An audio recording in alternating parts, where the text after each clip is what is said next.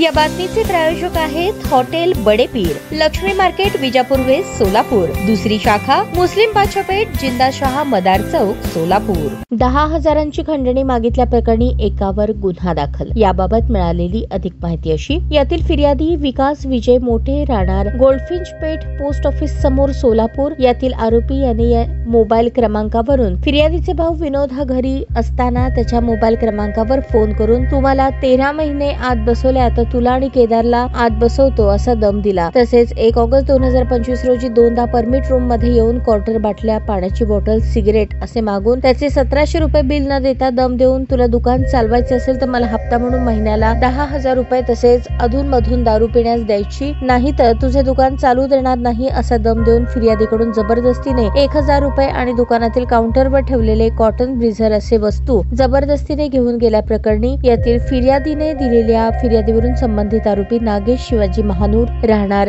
सोलापूर याच्या विरोधात फौजदार चावडी पोलीस ठाण्यात गुन्हा दाखल झाला असून संबंधित घटनेचा अधिक तपास सहाय्यक पोलीस निरीक्षक पाटील हे करत आहेत।